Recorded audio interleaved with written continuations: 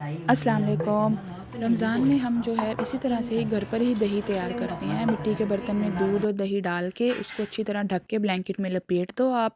2 घंटे के अंदर अंदर मैक्सिमम इतना अच्छा मीठा दही घर पर तैयार होता है। ये एक बहुत अच्छी ट्रिक है। अगर आपने जल्दी जब दही बनाना हो ना, तो आप इसी तरह से ही ट्राई करें कि उस बर्तन को ना ब्लैंकेट में लपेट दें। आज थी जी रमज़ान की चौथी सहरी, और सहरी में मैंने बनाई थी सादा रोटी सफ़ेद मक्खन के साथ। जिन्होंने पराठे खाने थे उनके लिए पराठे बन रहे थे, सालन गर्म किया था, दही थी जी, शक्कर डाल के लस्सी बनाई थी, और साथ जिन्होंने जो है चाय पीनी थी उनके लिए जो है चाय बन रही थी।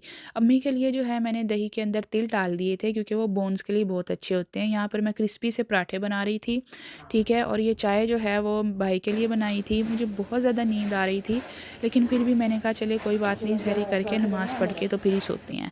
जैसे ही सहरी करके फ्री हुई हूँ, बाहर आके देखा तो मेरी बिल्लियों ने शोर डाल दिया था क्योंकि उनका खाना भी जो है वो ख़त्म हो गया था।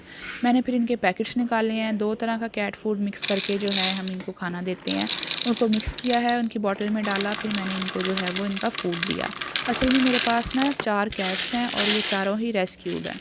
ये जो ब्लैक वाली है फुल ब्लैक, ये मेविस है, और ये बाकी 2 ब्लैक एंड वाइट इसके बेटे हैं दोनों, ठीक है। मेविस, और एक का नाम मेविस है, दुक्की है, और दूसरा है जी सिल्वेस्टर। और ऑरेंज वाला है जी बरीटो, इसको भी मैंने रेस्क्यू किया था। ये सारी कैट्स को मैंने फिर कैट फूड दिया है क्योंकि अगर लेट हो जाए तो ये बहुत शोर डालती हैं। उसके बाद इनको भी फूड दिया, और एक दरवाज़े के बाहर हमारे एक स्ट्रे कैट बैठी रहती है, वो अंदर नहीं आते क्योंकि इनकी आपस में लड़ाई हो जाती है। तो उसको मैंने दरवाज़े के बाहर से ही जो है ना उसका ब्लैंकेट रखा हुआ है और उसका फ़ूड बाउल रखा हुआ है, उसी में ही मैं कैट फूड डाल देती हूँ, वो वहीं खा लेती है। ये देखें, ये है, इसको मैंने यहीं पे ही जो है ना कैट फूड डाल दिया। अज़ानें हो रही थी बहुत ज़्यादा, मतलब सलाम वगैरह पढ़ रहे थे लोग मस्जिदों में, इतना अच्छा माहौल लगता है ना सुबह के टाइम।